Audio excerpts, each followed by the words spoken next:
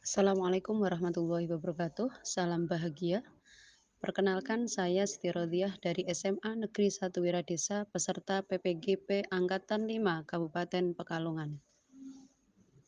Melalui video ini saya akan berbagi hasil aksi nyata modul 1.4 yaitu pengimbasan materi budaya positif kepada komunitas guru mapel, dalam hal ini adalah MGMP Sosiologi Kabupaten Pekalongan dan tim pembina kesiswaan di SMA Negeri 1 Wiradesa Kabupaten Pekalongan.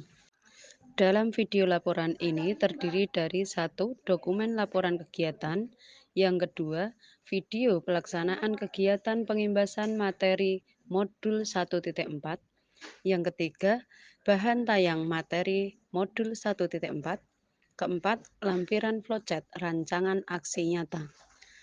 Selamat menyaksikan dan semoga bermanfaat.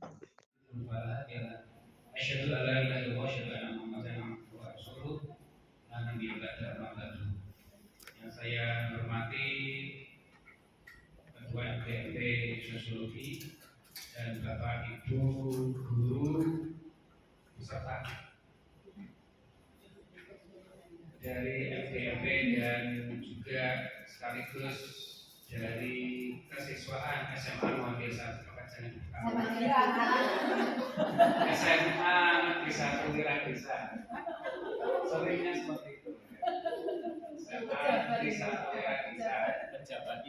Yang saya hormati, pertama dan yang utama, marilah kita panjatkan puja dan puji syukur kepada Allah Subhanahu wa Ta'ala yang telah melimpahkan kenikmatan kepada kita semuanya, sehingga pada kesempatan hari ini kita dapat bermuajaran, dapat berkumpul bertatap muka di ruang aula SMA Negeri 1 Wiradesa tanpa kurang suatu apapun. Sholawat dan salam senantiasa kita haturkan kepada junjungan kita Nabi besar Nabi Agung Muhammad Sallallahu Alaihi Wasallam sebagai uswatun hasanah dan terbaik untuk kita semuanya. Bapak Ibu semuanya yang saya hormati, pada kesempatan hari ini merupakan suatu momen yang sangat membahagiakan buat kita semuanya, karena pada hari ini kita dapat berkolaborasi dengan kesiswaan SMA Negeri 1 Wiradesa, dan juga ini sekaligus merupakan suatu acara terkait dengan pengimbasan dari guru penggerak yang nanti akan disampaikan oleh Ibu Siti Rodiah Esos. Oleh karena itu, untuk menyingkat waktu Bapak Ibu semuanya, mari kita awali untuk acara pada hari ini dengan membaca basmalah bersama-sama. Bismillahirrahmanirrahim.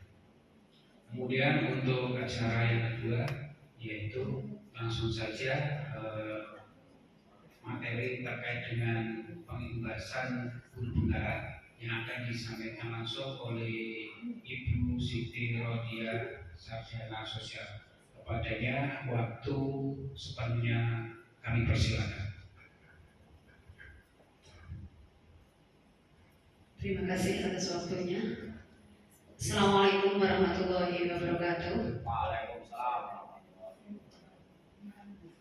Alhamdulillahirabbil alamin. Alhamdulillah kita panjatkan puji syukur kepada Allah karena pada pagi hari ini kita masih diberikan kesehatan, kelonggaran sehingga bisa menghadiri kegiatan kolaboratif antara MGMP Mapel Sosiologi dan tim kesiswaan, unsur tim kesiswaan dari SMA Negeri 1 Wiradesa.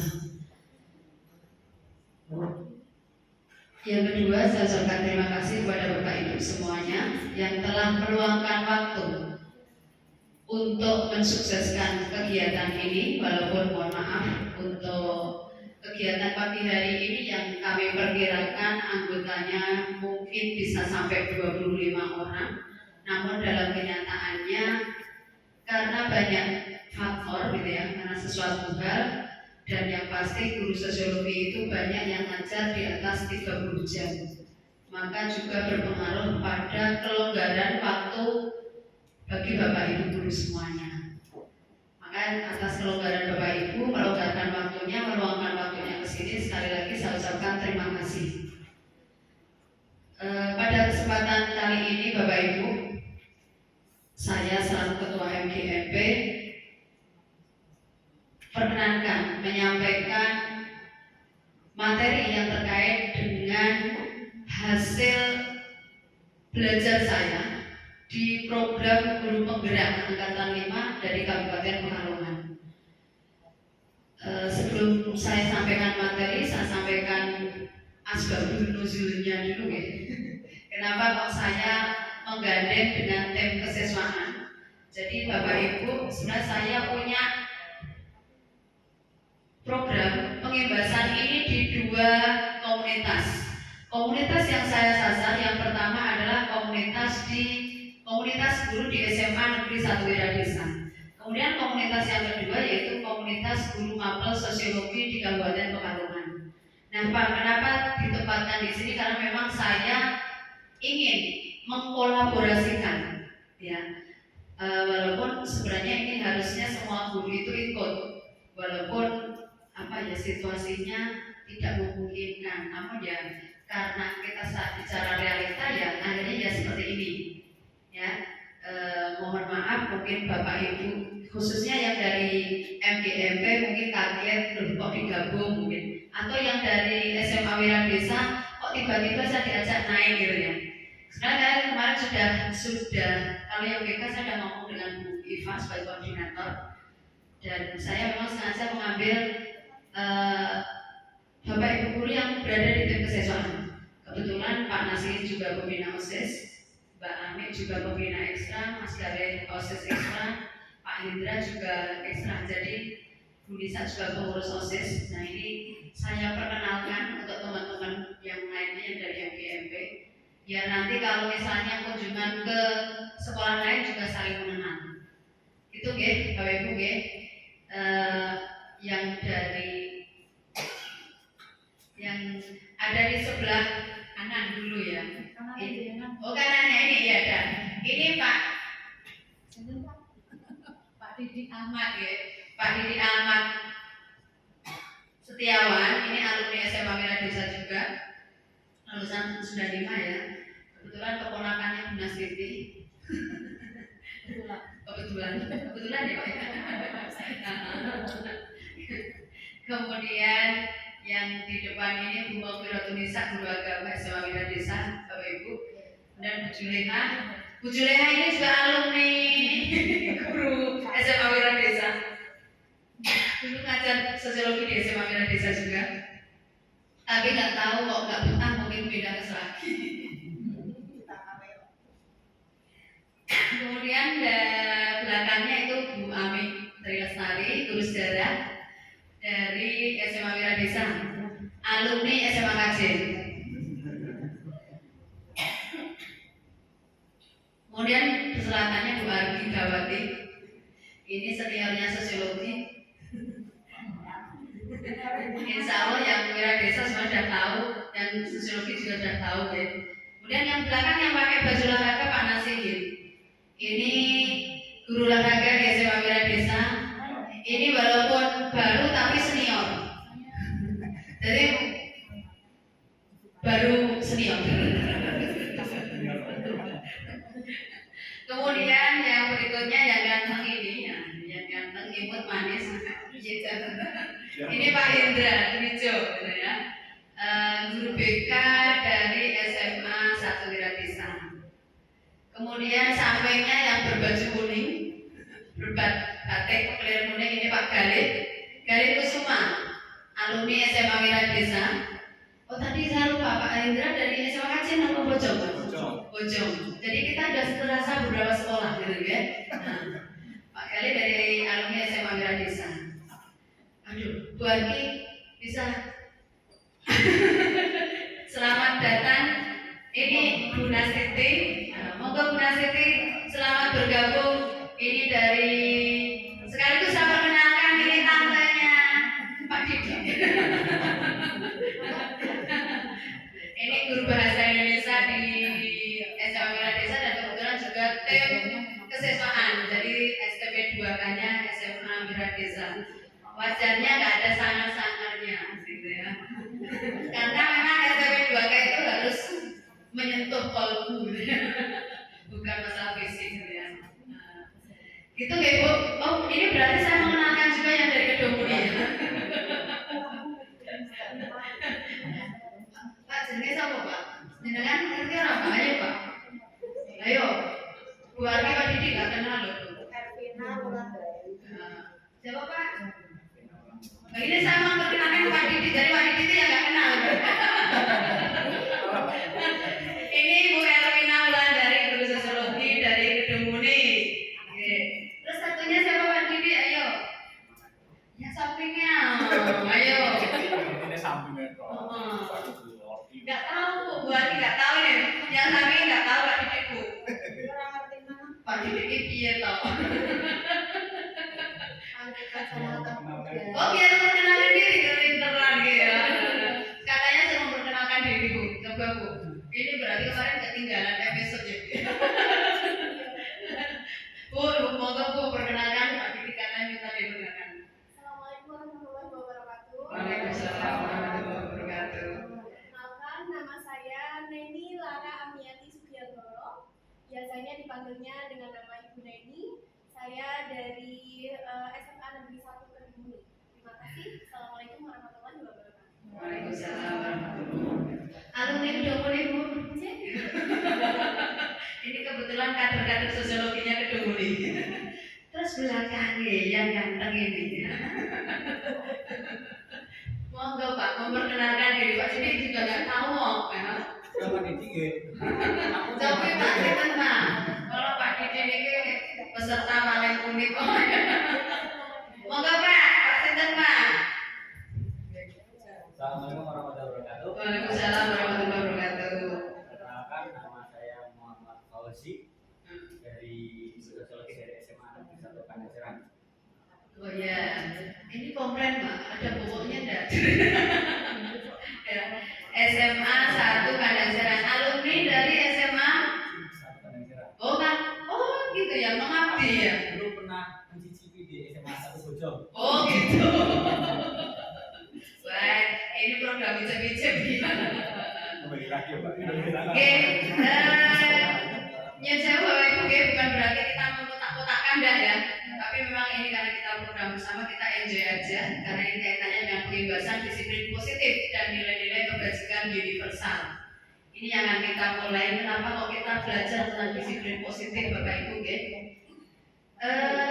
Seringkali di sekolah, kalau kita melihat dari filosofinya, membaca filosofinya Ki Hajar Dewantara gitu ya, saya yakin Bapak Ibu sudah mengikuti program Merdeka Mengajar ya. Di beberapa modul itu sudah ada semuanya. Nah, sebenarnya hakikat kita mengajar itu apa sih? Mendidik itu apa? Gitu ya. Bukan mengajar, tapi mendidik. Kita itu diibaratkan sebagai guru yang menanam, bahkan memelihara tanaman itu sendiri. Ya, ya. Nah, bagaimana tanaman itu kita pelihara, gitu ya? Maka ketika kita memelihara tanaman, pasti akan berusaha merawatnya. Nah, inilah kita sebagai perawatnya.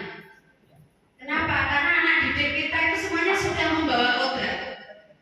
Kodratnya kodrat apa Bapak Ibu? Kodrat zaman dan kodrat alam. Kodrat alam itu segala hal yang sudah dimiliki anak. Kalau kodrat zaman ini terkait dengan perkembangan yang ada di dunia ini, termasuk teknologi. Nah ini Bapak Ibu, di tengah-tengah era globalisasi, perubahan sosial seperti ini, ternyata luar biasa tantangan di dunia pendidikan. Apalagi pasca pandemi ya, pasca pandemi, lost learning saat ini ya. Ketika terjadi lost learning, itu luar biasa. Kita karena dalam program mendidik itu sebenarnya kita diminta atau punya target terkait dengan pendidikan akal budi pekerti. Jadi kita berharap anak didik kita tidak hanya berkaitan dengan kognitif, tapi lebih ke budi pekerti. Nah makanya di materi ini akan diperkenalkan tentang budaya positif. Nah, budaya positif yang mana yang bagus, yang berlaku di masyarakat secara umum. Nah, maka dari itu saat ini di sekolah itu diperkenalkan yang namanya disiplin positif dan nilai-nilai kebajikan universal. Tujuannya Bapak Ibu, dalam pembelajaran ini sebenarnya tujuannya ke CGP, tapi pengimbasannya kepada peserta, yaitu Bapak Ibu guru itu dapat menjelaskan makna kontrol dari paparan teori kontrol. Jadi kita nanti belajar tentang teori kontrol dari William Glasser. Ya. Kenapa? Karena seringkali terjadi miskonsepsi dalam pemaknaan teori kontrol itu sendiri. Kemudian yang kedua, dapat menjelaskan makna disiplin positif dan mengamati penerapannya di lingkungan sekolah masing-masing. Terutama mungkin karena kita sering bersentuhan dengan siswa ya, dengan murid, maka diharapkan kita bisa menerapkan yang namanya disiplin positif ini. Yang ketiga yaitu menjelaskan pentingnya memilih dan menentukan nilai-nilai kebajikan yang akan diyakini dan disepakati. Nah, ini sebenarnya nanti imbasnya Bapak Ibu nanti bisa menyusun keyakinan bersama murid-muridnya. Kenapa? Karena ini nanti terkait dengan pencapaian visi dan misi dalam satu sekolah. Gitu. Kalau visi misi itu kan terkait dengan nilai-nilai yang akan dicapai di sekolah tersebut.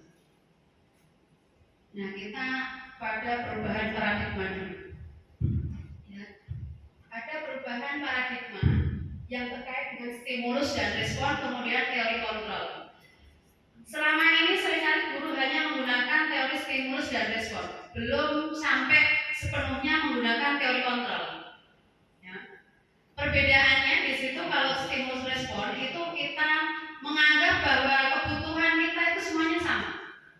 Padahal kita tidak sama Bapak Ibu. Siswa itu semua sama-sama siswa, semuanya itu punya kebutuhan masing-masing, sama-sama berangkat ke sekolah. Ini mohon maaf, kalau di sosiologi sebenarnya kita udah paham banget. Kalau menggunakan pendekatan apa Pak Didi? Definisi ya Pak Didi ya, definisi sosial. Di sosiologi sudah kita kaji tentang definisi sosial gitu ya. Nah, kemudian kalau dikontrol itu bahwa setiap kebutuhan itu setiap anak, setiap manusia itu punya kebutuhan yang berbeda-beda, termasuk murid. Kemudian di stimulus respon itu semua orang melihat hal yang sama, jadi objeknya dianggap sama semuanya. Subjek objeknya dianggap sama. Kemudian mencoba mengubah orang agar berpandangan sama dengan kita. Jadi seakan-akan murid itu diarahkan supaya sama dengan diri kita sebagai guru. Kemudian perilaku buruk dilihat sebagai suatu kesalahan. Orang lain bisa mengontrol saya bisa mengontrol orang lain. Jadi sebenarnya menganggapnya seperti karena stimulus dan respon. Kemudian pemaksaan ada pada saat bujukan gagal. Jadi ketika membujuk gagal mereka melakukan paksaan. Ini nyuwun sewu Bapak Ibu, masih sering kita lakukan nggak kira-kira? Kita refleksi diri. Yang stimulus respon. Saya merasa kalau saya pribadi ini masih terkadang masih menggunakan itu, ya, tanpa disadari. Itu kan anaknya kadang nggak. Iya. Oke. Makanya ini kita melakukan perubahan paradigma. Nah, sekarang kita mengubah ke teori kontrol. Kalau di teori kontrol itu kebutuhannya secara realita berbeda. Kemudian setiap orang punya gambaran yang berbeda, orientasinya juga berbeda. Kemudian kita berusaha memahami orang lain. Ya. Semua perilaku itu pasti punya tujuan. Sama ketika anak bolos, anak terlambat, itu pasti punya orientasi. Kemudian hanya Anda yang bisa mengontrol diri Anda. Jadi yang bisa mengendalikan setiap individu ya individu itu sendiri. Sama dengan anak itu kita nggak bisa mengontrol sepenuhnya. Tapi yang bisa mengendalikan diri anak adalah anak itu sendiri. Kita hanya membantu. Kemudian Anda tidak bisa mengontrol orang lain. Nah, yang lebih ke paradigma baru itu ini teori kontrol itu kolaborasi dan konsensus itu menciptakan pilihan-pilihan Jadi kita itu nggak bisa kerja sendiri, kita harus dalam satu tim. Kalau sekolah itu ingin maju, ingin berkembang, budayanya positif, maka kolaborasi dari seluruh unsur di sekolah itu sudah wajib. Nggak bisa bekerja secara parsial. Kemudian model berpikir menang-menang. Jadi kita jangan berpikir yang negatif. Kita orientasinya positif semua. Apapun yang ada pada anak, walaupun kita melihatnya negatif, tapi kita berusaha melihat sisi positifnya. Itu di teori kontrol. Maaf, seperti ini masih banyak terjadi di lingkup kita.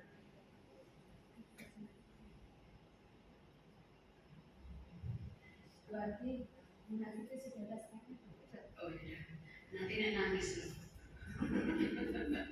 Ini nangisnya anak-anaknya. iya.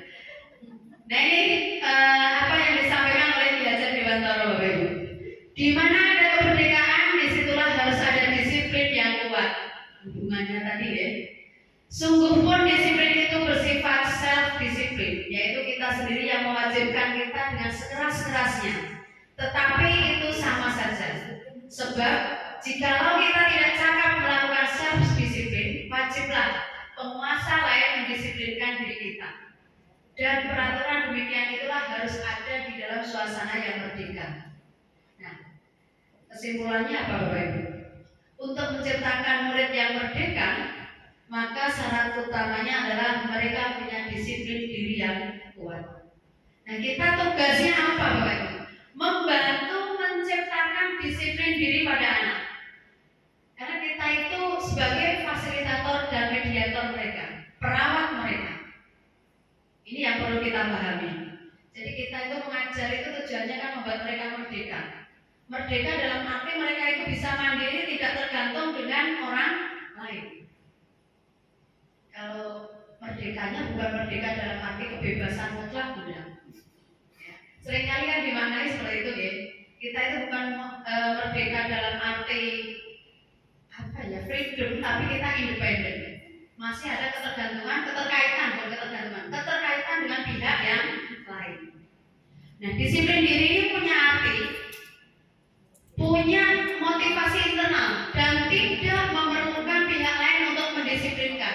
Kita bayangkan Bapak Ibu, kalau murid kita itu sudah punya kesadaran diri untuk disiplin, kira-kira jadi guru enak enggak? Enak enggak kira-kira? Kita nggak perlu ngobrol-ngobrol, ya enggak? Kenapa? Karena sudah punya kesadaran diri. Yang kedua, dapat membuat seseorang menggali potensi menuju pada sebuah tujuan mulia, karena dia punya sesuatu yang dihargai dan bermakna. Kalau sudah disiplin, maka dia akan punya tujuan yang pasti, yang dianggap penting dan berharga. Yang ketiga yaitu mempelajari bagaimana cara mengontrol diri dan bagaimana menguasai diri untuk memilih tindakan yang mengacu pada nilai-nilai yang dihargai agar tercapai tujuan mulia yang diinginkan. Ini kalau masing-masing anak beserta kita ya Bapak Ibu ya, kita di sini sambil belajar. Saya juga proses belajar, makanya saya begitu mengikuti guru penggerak ini banyak tamparan untuk para guru, termasuk saya sendiri. Saya terus terang yang tertampar ya, istilahnya kita sudah berusaha semaksimal. Saya tuh tertolong dengan konsep sosiologi, mengajar dengan menerapkan pendekatan sosiologi, itu aja masih tertampar. Apalagi guru-guru yang mohon maaf, kita seringkali juga menjumpai, bukan berarti kita mendiskreditkan teman ya, tapi masih banyak dijumpai guru yang mungkin belum mengenal dasar-dasar pendidikan. Nah ini kita memulai dari awal lagi.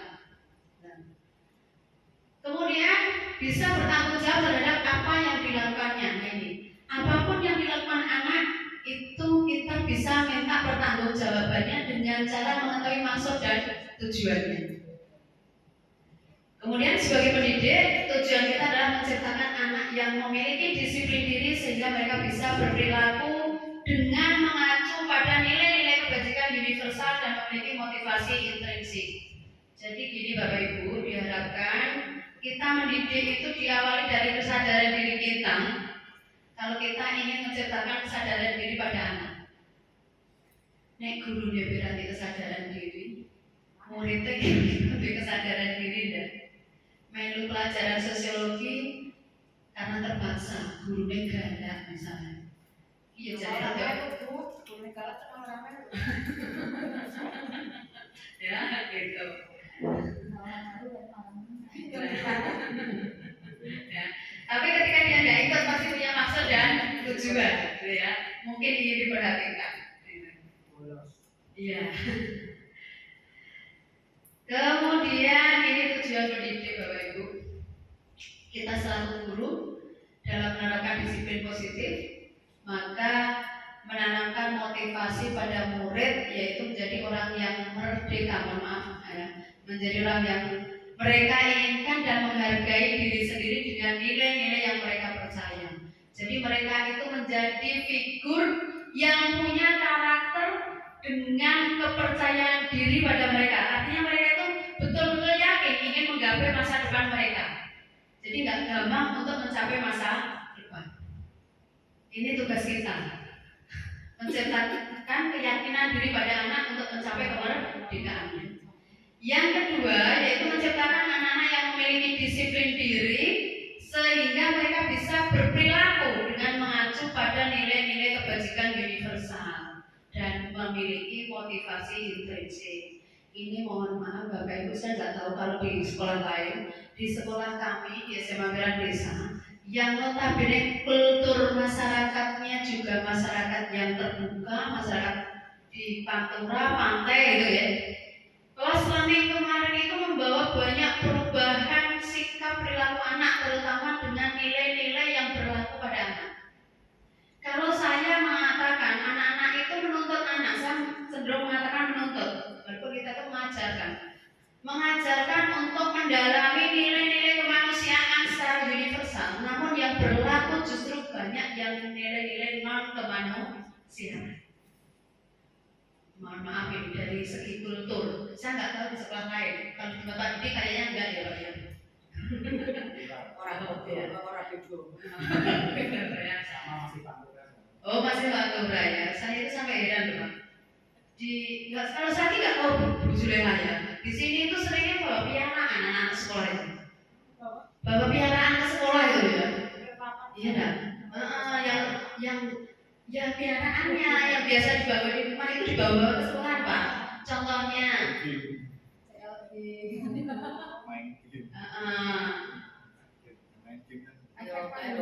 ya ini kan juga mohon maaf, ini sebenarnya nilai-nilai ya. Nilai-nilai kelihatannya dasar, tapi ini kan menjadi kelihatannya ringan, tapi nilai-nilai dasar yang ada dalam hidup kita. Sampai saya ngomong, ini kalau generasi kita saat ini seperti ini, bagaimana dengan 5 tahun ke depan? Itu jangka pendek ya, 5 tahun itu jangka pendek. Kayaknya nanti yang sekolah itu kayaknya jadi kebun binatang saya sampai ngomong dengan anak-anak seperti itu. Saya itu sampai, mohon maaf, saya juga kadang mengintimidasi. Nanti kalau kalian seperti itu, nanti saya kumpulkan loh ya. Saya kumpulkan yang biasa ngomong gitu, tak kumpulin satu kelas ya. Kelasnya itu saya tulis kelas, bukan kelas manusia, tapi kelas apa gitu ya. Kalau peduli kayaknya nggak ada ya Bu. Nggak ada bedanya. Atau nggak terdetek gitu ya. Ini terus terang mohon maaf ya. Ini yang terjadi di SMA Merah Desa. Semoga di SMA yang lain lebih baik, ya, lebih baik. Ya. Kalau di umum itu jatuh langsung inna lillahi wa inna ilaihi raji'un, itu langsung religius yang muncul, ya, nilai-nilai religius. Nah kalau anak-anak yang enggak nilai-nilai religiusnya nggak kenal, itu yang muncul justru nilai perikehewanan.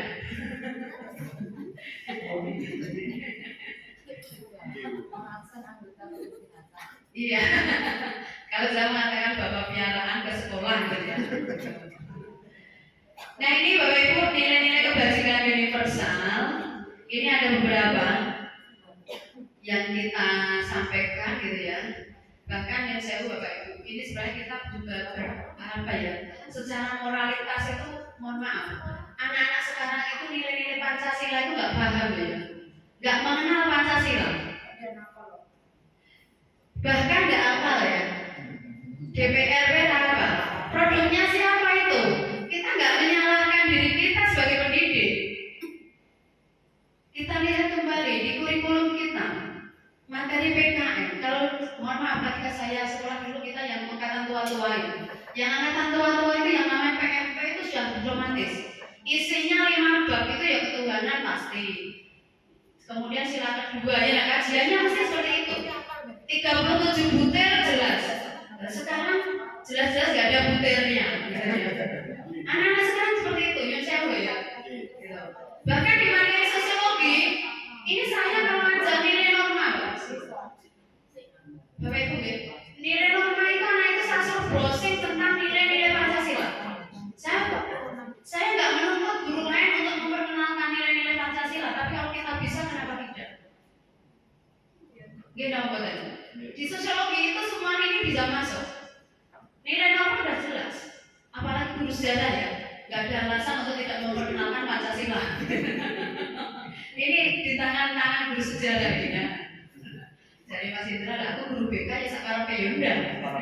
Justru ini prakteknya ya Mas ya, mempraktekkan. Nah, terus guru olahraga piye? Kira-kira piye Pak guru olahraga?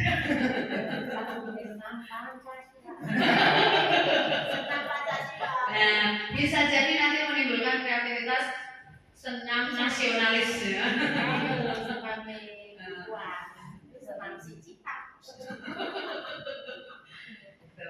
Nah ini profil pelajar Pancasila, nilai-nilai yang kita kendaki Bapak Ibu. Indonesia pendidikannya memperkenalkan profil pelajar Pancasila, ada nilai-nilai religius, beriman bertakwa pada Tuhan Yang Maha Esa, kemudian berakhlak mulia, ini masih nilai religius, kemudian mandiri, bernalar kritis, berkebinekaan global, kemudian gotong royong dan kreatif. Ini yang mungkin jadi hadapan P1, P2, P3, sampai P5 gitu betul, yang sudah menerapkan kurikulum merdeka. Nah, ini katanya 9 pilar karakter Indonesian Heritage Foundation. Ya, soal saya tertarik dengan buah-buahannya. Karena ini nyawa aja. misalnya oleh baik pilar di antaranya anggur. Iya. Ini terus terang saya memberikan ini karena memang ini simbol nilai-nilai yang dianggap kita berharga. Kalau jam siang itu kan buah ya. Diam-diam itu buahnya masih 8 jenis. Nah ini ada daunnya, ada daunnya. Godong jenis. Melonnya tadi di bawah, lemonnya, bukan melonnya. Gitu. Ini tidak usah saya sampaikan satu persatu ya, yang nilai-nilai 9 titik ini ya. Kemudian ini juga proyek nilai-nilai kebajikan. Ada banyak banget.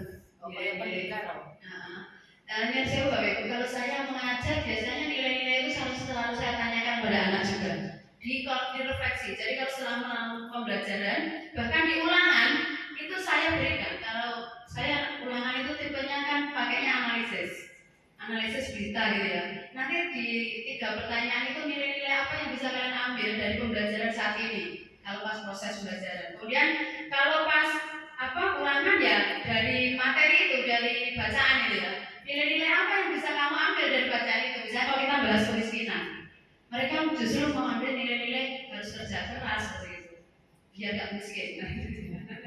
Gitu. Jadi mesti saya tanyakan seperti itu.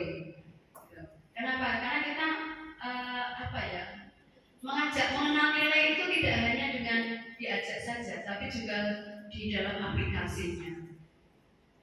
Kemudian ini core value-nya ada, ini katanya the 7 essential virtues ya. Membangun moral, intelijensi moral gitu ya. Mulai dari empati, suara hati, kontrol diri, keadilan, rasa hormat, kebaikan, dan toleransi. Kemudian menurut Ibu gitu ya, sikap murid itu harus seperti apa? Ada toleransi, rasa hormat, integritas, mandiri, menghargai dan lain sebagainya gitu ya. Itu nilai-nilai kebajikan universal. Nah ini petunjuk seumur hidup dan keterampilan hidup. Ini kalau keterampilan hidup ada banyak banget.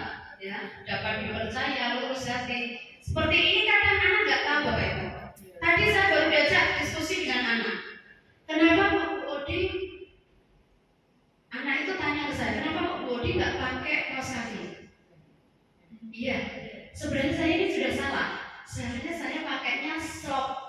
Saya bilang gitu. Loh kok bisa? Kok bisa slop? Iya, aturan dari Pemprov seperti itu. Ketika berkebaya maka menggunakan slop. Tapi saya justru menggunakan sepatu, gitu ya. Saya mengambil kesalahan saya di hadapan anak, ya. Tapi anak akhirnya diskusi saya. Sampai anak itu apa ya? Mereka nggak tahu bahwa kita mendisiplinkan anak itu orientasinya apa sih, itu nggak tahu. Sampai akhirnya saya bawa ke dunia kerja. Coba kamu kalau nanti bekerja, tuntutannya kalian harus menggunakan sepatu. Kalau nggak pakai sepatu itu, kira-kira di dunia kerja kamu kan diterima enggak? Anak nggak mikir sampai segitu, Bapak Ibu. Jadi anak-anak sekarang itu sebenarnya butuh pendekatan untuk sharing. Kelihatannya hanya duduk dengan anak ya, tapi kan kita bisa menanamkan tentang hal-hal yang positif. Dan saya yakin Bapak Ibu sudah biasa seperti itu. Yang sudah seperti itu ya kita pupuk. Ya, sudah nggak ada zamannya lagi kita itu menjaga jarak dengan siswa. Dan apalagi guru-guru milenial sekarang ya. Guru-guru milenial sekarang itu luar biasa gitu ya. Bisa berkolaborasi dan bahkan bisa menyusup jadi siswa. Masih mirip dengan siswa gitu ya. Tapi itu juga dilema. Kenapa? Seringkali apa ya? Status peran ini kadang tidak begitu nyata. Gitu. Kita juga butuh tegas gitu ya. Nah, ini kita belajar tentang teori motivasi. Teori motivasi, hukuman, penghargaan, dan restitusi. Ini Bapak Ibu, ini sudah modul kedua sebenarnya. Tujuannya menjelaskan dan menganalisis teori motivasi. Kemudian yang kedua menjelaskan konsep hukuman, penghargaan, dan pendekatan restitusi. Ini tiga konsep ini yang seringkali dipermasalahkan. Saat sekarang ini kental banget ya Bapak Ibu. Kita di keterbukaan media. Seringkali kita menangani permasalahan anak. Kalau anak nggak paham, itu kita justru yang jadi buah si malakama. Kadang tahu-tahu ada di media sosial dilaporkan dan seperti itu. Makanya kita harus memahami konsep ini. Kemudian yang ketiga, dapat melakukan pengamatan dan peninjauan atas praktek penerapan konsep tersebut. Nah, kita bahas motivasi perilaku dulu. Ada tiga motivasi perilaku manusia. Yang pertama untuk menghindari ketidaknyamanan atau hukuman. Yang kedua untuk mendapatkan imbalan atau penghargaan dari orang lain. Yang ketiga itu untuk menjadi orang yang mereka inginkan dan menghargai diri sendiri dengan nilai-nilai yang mereka percaya. Bapak Ibu, kira-kira ketika kita melakukan tindakan pilih yang mana gitu? Hanya untuk menghindari ketidaknyamanan atau hukuman. Ini kalau kita terapkan pada murid, Bapak Ibu. Murid disiplin, berperilaku disiplin. Ini jangan sampai poin 1 dan poin 2. Kita harus mengarahkan pada poin yang ketiga. Mereka mengikuti peraturan di sekolah itu atas dasar kesadaran personal. Jangan karena menghindari hukuman atau hanya sekedar mendapatkan penghargaan. Ini Bapak Ibu, ini PR bersama. Anak-anak ini kita kan seakan-akan mengajar dari nol ya, setelah close learning ya. Seakan-akan mengajari mereka, mendidik mereka itu betul-betul anak-anak yang baru masuk ke dunia pendidikan. Maka tantangannya luar biasa. Nah, ini mau refleksi diri dulu. Bila di sekolah Anda tidak ada peraturan yang mengharuskan guru datang tepat waktu dan tidak ada surat teguran bagi guru yang datang terlambat dan tidak ada atasan yang memuji Anda, apakah Anda akan tetap datang tepat waktu untuk mengajar murid-murid murid Anda? Insya Allah iya. Insya Allah saya bermanfaat. Ya. Bayarannya saya tetap tuh. Nah, Niatnya luruskan. ini terkait dengan 3 motivasi tadi, gitu ya. Demikian juga dengan murid, Bapak Ibu ya. Murid itu kalau bisa mereka patuh pada aturan, membiasakan pada peraturan itu jangan karena poin 1, poin 2, tapi karena poin 3, yaitu kesadaran dari hati nurani mereka tumbuh sebagai orang-orang yang mau berproses dalam belajar.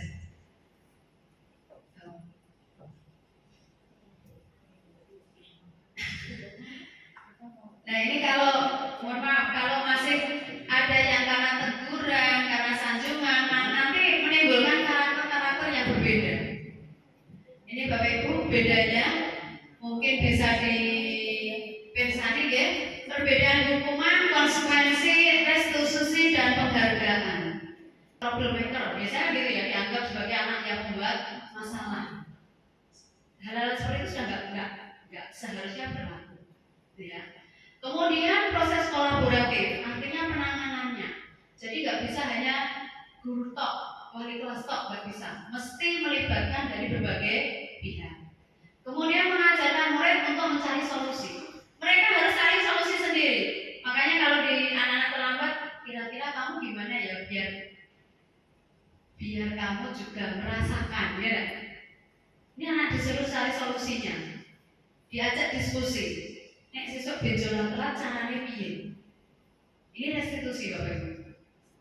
Jadi mereka tanpa disadari kita membantu problem solving untuk mereka dan menciptakan kesadaran. Kalau saya sebenarnya lebih ke cenderung filsafat Jawa aja. Huruf Jawa ini di pangku mati.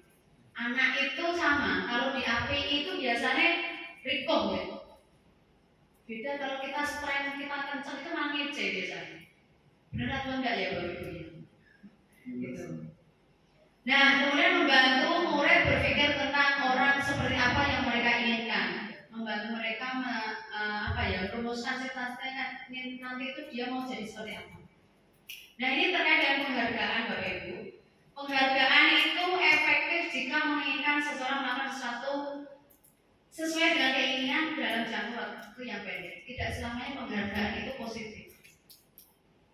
Seringkali yang suka memberikan penghargaan dan seperti ini sudah bisa kita terapkan ke anak kita sendiri ketika proses mendidik anak, karena prinsipnya sama ya dengan mendidik murid. Ada ketergantungan pada penghargaan yang diberikan serta kehilangan motivasi intrinsik.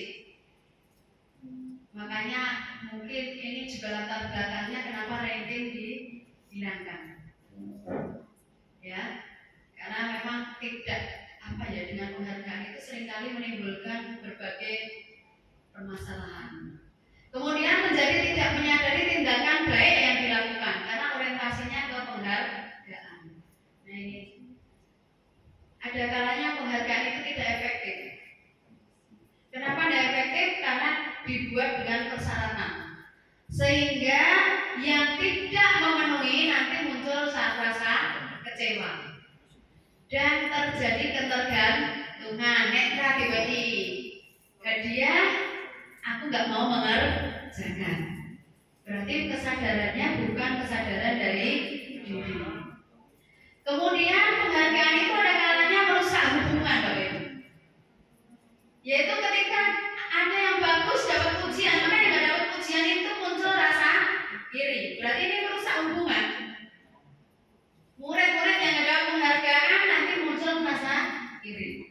Kemudian motivasi menyenangkan guru, hanya mereka itu biar gurunya biar puas, biar senang. Dan persaingan, kecemasan, kemudian muncul persaingan, bahkan muncul kecemasan.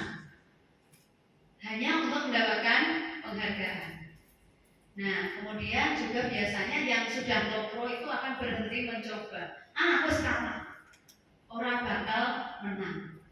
Ini mesti langsung pesimis. Kemudian yang berikutnya ada yang mematikan kreativitas. Kenapa kok mematikan kreativitas? Karena hanya berorientasi pada hadiah atau penghargaan, kejar target saja. nggak punya kreativitas yang lain. Kemudian menghukum, penghargaan itu levelnya menghukum. Mereka yang tidak mendapat penghargaan, jadi nek sing oleh penghargaan seneng, sing oleh penghargaan perasaannya piye? Kecil hati, merasa minder. Kalau anak sekarang cari insecure. Bahasa anak sekarang gitu ya. Kemudian motivasi dalam diri. Ini kalau diberi dia punya. Jadi antara yang positif dan negatif atas penghargaan itu ternyata banyak yang negatifnya. Yang bagus hanya motivasi dari dalam diri atau muncul motivasi intrinsik itu kalau diberikan atas prestasi. Artinya gini kalau itu. Hadiah itu diberikan ketika mereka sudah mencapai target dan tidak diberitahu. Contoh, misalnya Mbak Ami ini jadi wakil SMA Wira Desa tanpa diberitahu sebelumnya ketika lomba guru berprestasi kok Mbak Ami dapat juara. Terus dari sekolah mengeluarkan 10 juta tiket misalnya. Nah ini namanya motivasi yang sumbernya dari dalam. Lo kata-kata jadi dua. Dapat cawan datang. Kemudian menurunkan kualitas. Ini juga negatif, yaitu mengurangi ketepatan karena akhirnya gerusa-gerusu gitu ya. Nah, kita bahas yang restitusi. Restitusi itu sebagai sebuah pendekatan untuk menanamkan dan menciptakan disiplin positif pada murid. Kemudian restitusi bukan untuk menebus kesalahan, namun untuk belajar dari kesalahan, Bapak Ibu. Restitusi itu berguna memperbaiki hubungan, memberikan tawaran bukan paksaan, menuntun untuk melihat ke dalam diri potensi dirinya. Kemudian mencari kebutuhan dasar yang mendasari tindakannya dan cara yang paling baik dalam mengendalikan diri. Kemudian fokus pada karakter bukan fokus pada tindakannya. Kemudian menguatkan pada solusi dan mengembalikan murid pada kelompoknya. Ketika anak berbuat salah, kita tidak bisa memotivasi anak untuk menjadi baik. Kita hanya bisa menciptakan kondisi agar mereka bisa melihat ke dalam diri mereka. Looking of glass ya Pak ya, kalau di sosiologi ya, dramaturgi ya. Kemudian kita seharusnya mengajari mereka untuk menyelesaikan masalah mereka dan berusaha memberikan mereka kelompok mereka dengan karakter yang lebih kuat, dikuatkan. Yang namanya melakukan kesalahan itu pasti terjadi. Ini baru satu modul Bapak Ibu. Wah, luar biasa. Nah ini keyakinan kelas. Saya lanjut ya. Masih ada? Mau dilanjut atau mau istirahat dulu? Istirahat dulu. Oke. Sambil dinikmati, monggo yang minumnya habis boleh mau ngambil lagi. Atau mau makan dulu, lama Anda? Iya, nasi dibagi dulu aja.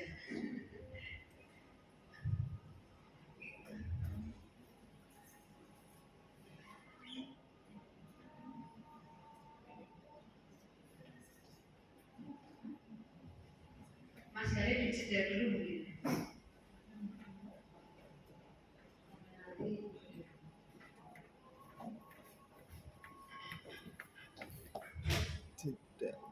Atau menentukan visi dan misi atau tujuan dari sebuah institusi sekolah. Ini di endingnya.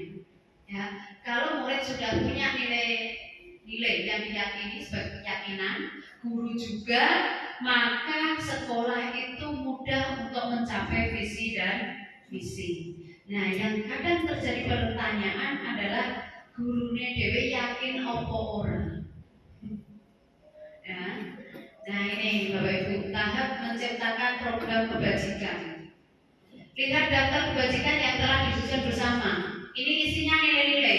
Jadi nilai-nilai yang kepada anak. Bapak Ibu bisa menerapkan di kelas-kelas. Nilai-nilai apa sih yang kalian kendaki di kelas ini? Kalau saya kemarin itu dengan cara apa ya? Menempel kertas itu ya, saya kasih kertas warna-warni. Setiap anak itu saya suruh menuliskan. Ya, nanti bisa dibahas bersama. Seperti itu. Kemudian tentukan nilai-nilai kebajikan yang ingin dijadikan perhatian utama di sekolah atau melalui curah pendapat dalam kelompok. Ini kalau tingkat sekolah, kalau di kelas berarti ya sama. Yang ingin jadi perhatian di kelas itu apa? Ya. Kalau di sekolah curhat pendapat dari kelompok ini biasanya kelompok-kelompok ekstra dan organisasi. Juga perwakilan dari MPK seperti itu. Kemudian sempurnakan berdasar nilai kebajikan yang utama, bahas kembali dalam kelompok utama. Artinya dielaborasikan, difinalkan. Kemudian buatkan poster atau muat di sosial media keyakinan sekolah atau kelas Anda. Itu langkahnya. Nah, pembentukan keyakinan kelas ini ada 7 langkah caranya.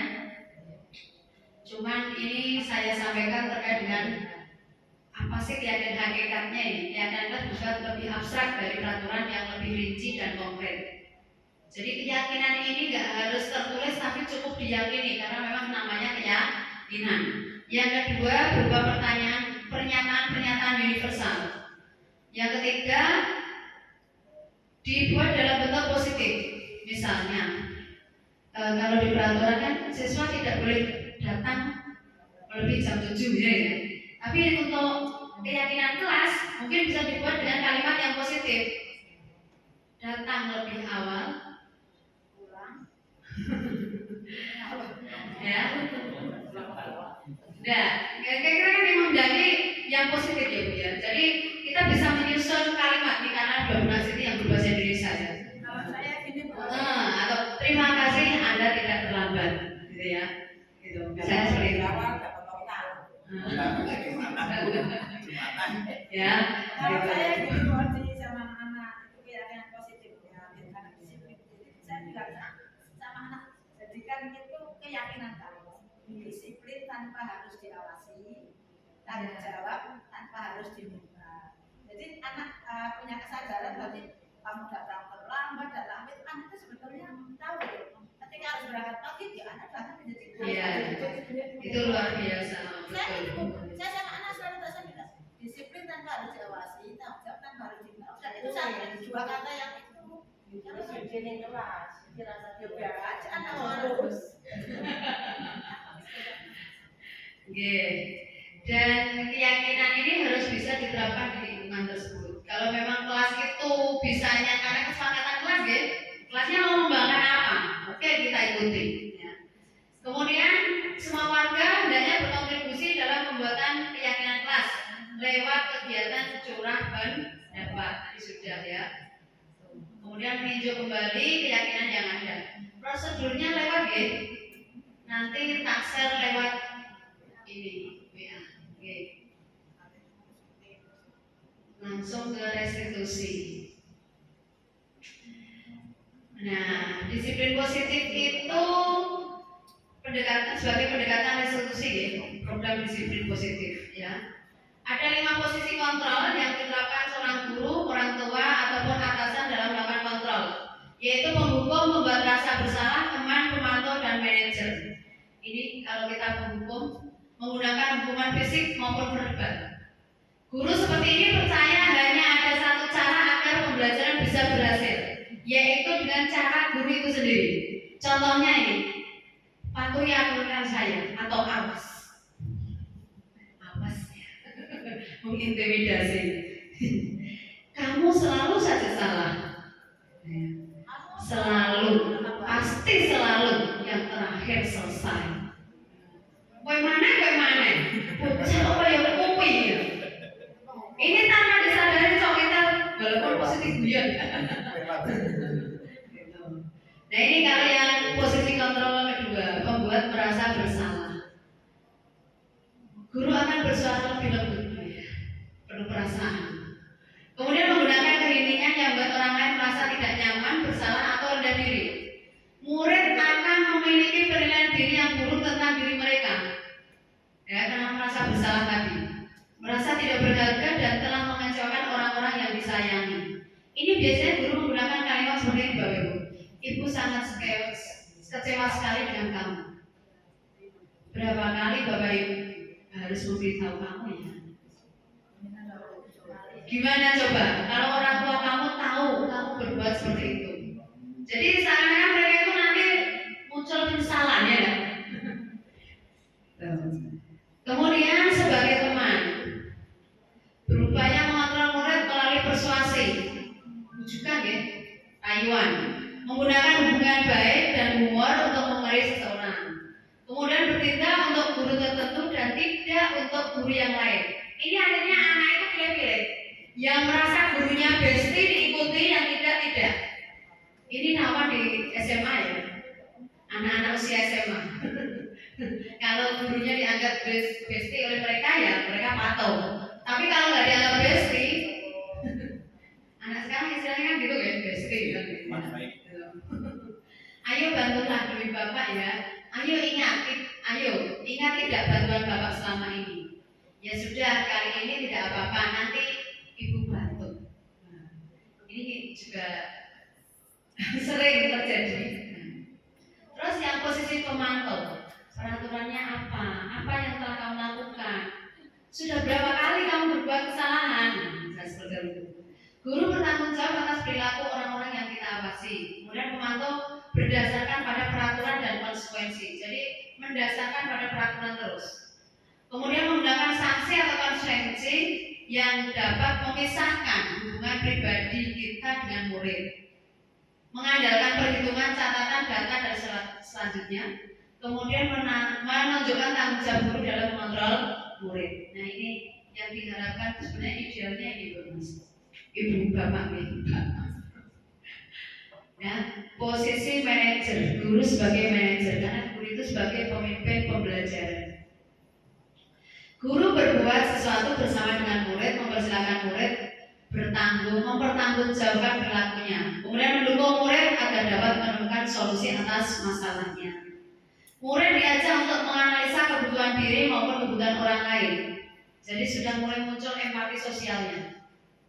Penekanan bukan pada kemampuan membuat konsekuensi, namun dapat berkolaborasi dengan murid bagaimana memperbaiki kesalahan. Membimbing murid untuk dapat mengatur dirinya, bukan memisahkan murid dari kelompoknya, tapi mengembalikan murid pada kelompoknya dengan karakter yang lebih kuat. Nah ini contohnya kalau nanya anak-anak yang melanggar gitu ya, apa yang sudah kita yakini? Kemudian apakah kamu meyakininya? Jika kamu meyakininya, apakah kamu bersedia memperbaikinya? Nah, apa rencana kamu setelah memperbaiki? Bagaimana nanti rencana kamu untuk melakukan tindakan itu? Bisa seperti itu. Nah, tujuan akhir dari 5 posisi kontrol Bapak Ibu, seorang guru adalah pencapaian posisi manajer, di mana di posisi murid dapat menjadi pribadi yang mandiri, merdeka, dan bertanggung jawab atas segala perilaku dan sikapnya, yang pada akhirnya dapat diciptakan lingkungan yang positif, nyaman, dan aman. Yang pasti Bapak Ibu, jangan sampai kita menerapkan posisi penghukum. Posisi pembuat merasa bersalah, oke. Teman, oke. Pemantau, oke. Manajer, oke. Dan itu diterapkan sesuai dengan situasi dan kondisi. Benar apa tidak? Kita nggak mungkin hanya satu melulu menggunakan manajer, karena anak juga ada kalanya butuh didekati sebagai teman. Tapi juga ada kalanya kita butuh ketegasan dari kita sebagai pemantau, seperti itu. Nanti ini apa ya? Prememori aja. Oke. Langsung ke yang ketiga sudah, berarti sekarang yang keempat restitusi dan segitiga restitusi. Ini Bapak Ibu, tujuannya Bapak Ibu dapat menjelaskan restitusi sebagai salah satu cara menanamkan disiplin positif. Jadi diharapkan Bapak Ibu kita menerapkan disiplin positif hanya menggunakan teknik restitusi. Nah, restitusinya ada 3 pendekatan segitiga restitusi, yaitu melalui 3 tahapan yang berdasarkan pada prinsip utama dari teori kontrol. Yang pertama, menstabilkan identitas. Jadi kalau ada anak melanggar, itu kita nggak perlu langsung menghakimi. Kita memberikan penguatan dulu. Artinya gini, oh iya, memang ketika anak terlambat, ya sih saya maklum.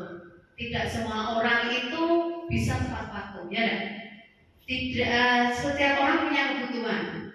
Kita ngomong seperti itu paling nggak ngedemi murid gitu ya. Jadi murid nggak langsung ketakutan.